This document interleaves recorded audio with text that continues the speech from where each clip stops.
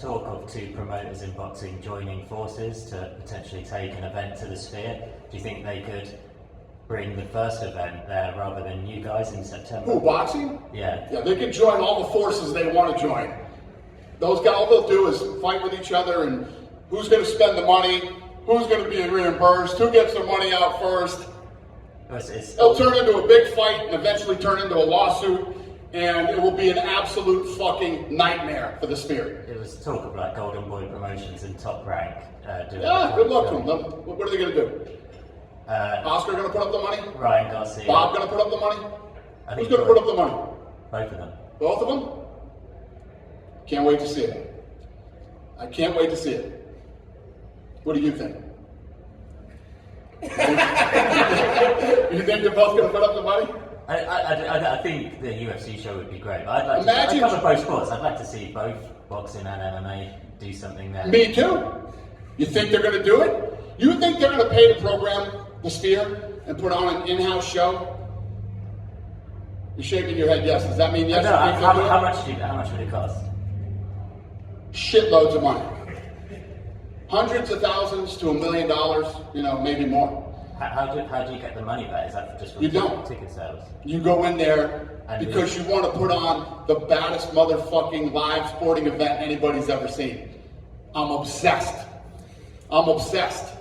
Nobody will do it better than we will. That's a fact. I don't care what they say. And listen, if boxing can go in there and they can put on the event and they can do it, more power to them. You know what happens when a boxing event happens? It's a going out of business sale. Let's grab as much money as we possibly can, make one big fight with a shitty undercard. Let's not spend any money on production. Good luck seeing a fucking replay. Come on, you guys. You know better. You guys just like to push my buttons to get me to say a bunch of shit so you can chop it up and put it on social media. You know the truth. You know what's up. You know they're not going to do it. Let's unite. Bob's 92. Oscar's a fucking lunatic. Come on. Dana, speaking of the production, today your broadcast put out a little graphic talking about the season 7 contract winners. On that list for countries, there was 13 different countries represented. When you take a look at your brand and how it's run, and you talk about it being global, especially looking out, getting talent for the Contender Series, what are your thoughts when you hear that?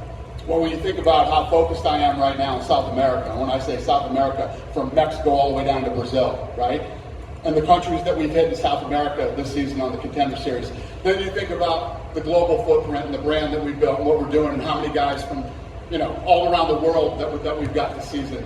This show is incredible. It's one of the greatest, avenues for talent to get right to the UFC and to showcase them with live fights.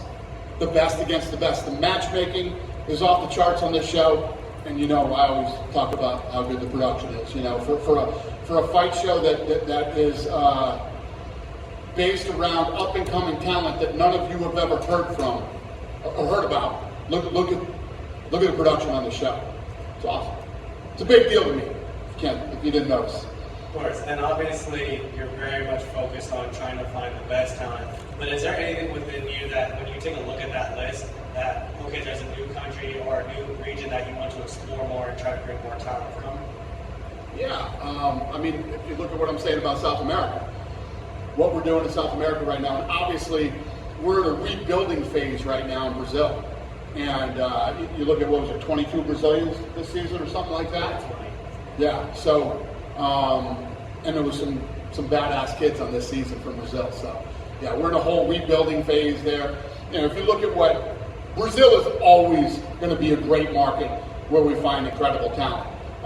Most of the big Brazilian stars have aged out, gotten older, retired, and whatever, and we're in a huge rebuilding phase down in Brazil right now. And last one for me, obviously you talk about that you think big all the time. For you, as you take a look at this Contender Series, you've obviously voiced how much you would like to get it to be a year-round thing for every Tuesday. How do you envision that to come to be? Well, we're coming out of COVID. And the talent pool is much bigger and better than I thought it would be coming out of COVID. So as long as no crazy shit happens in this nutty fucking world we live in right now, give us 3 or 4 years, let the talent pool build up again, a lot of these smaller shows, putting on more and more events, and more money coming into the sport, more guys making money, and it's all good.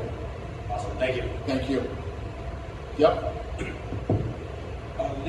André Lima. He did start fighting as a professional fighter just last October, and you just said that maybe you can see him as a future champion. Andre Lima? Yes, Lima. He started fighting last October? Professional. Jesus Christ. Well, And he's 24 years old. What did you see in his game so special? I mean, the fact that you just told me that makes me even think higher. The guy's 6-0. I figured he's been fighting longer than that. No, this kid is very, very good. The fact that he's been fighting since last October, how about the composure against a guy with more than double the fights that he has? And how he's chasing him around, he's going like this. And the kid's got a really good fight IQ too. Great fight IQ, and the way he handled himself in the other night. He made a guy who had twice the experience as him really not want to fight. And look. And how about the fact that he's been fighting since last October, and he was a 3-1 favorite? What's that tell you? I didn't even notice that until right now. I just looked down on my paper. So I'm probably not wrong about this one. And Lucas Rocha, the other Brazilian, he didn't make weight last week. And how close were you to? Because you said he needed to be impressive tonight. How close were you to maybe not sign him because of the scale issues? Yeah, obviously you're off to a bad start. When you show up in the Contender Series and you don't make weight. But after watching him tonight, I'm glad we gave him a second chance. Listen, when you look at these kids and you see how talented they are and what they can do, there's so many other things that factor into whether they're going to become a star or a champion or top 10, top 5, making weight, personal problems outside the sport, and many, many other things that play a factor in whether somebody's going to make it or not. Fame, dealing with fame is a very weird thing for a lot of people. UFC just hired 20 Brazilians this season in Contender Series. Is it fair to say it is the best Brazilian season ever of Contender Series? Yeah, like I was just saying to him, we're in a building phase right now in Brazil. And again, back to the matchmaking. Matchmakers did an incredible job this season with all the talent, not just Brazil, but obviously killed it in Brazil.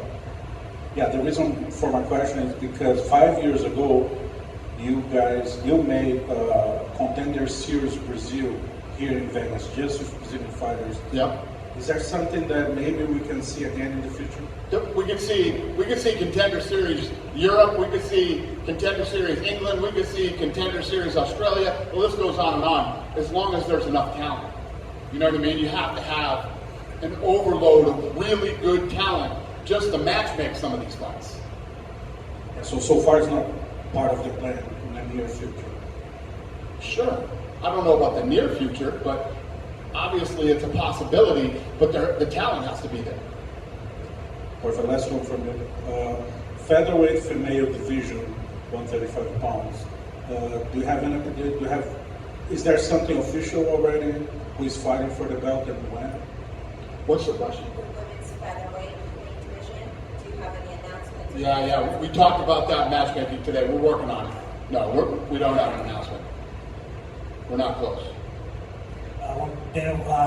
Eli Hoya had come out and said that he was going to fight Volkanovski. He asked me that. Oh. Yeah. I guess I wasn't listening. Well, that's rude. And now you don't know the answer. Good night.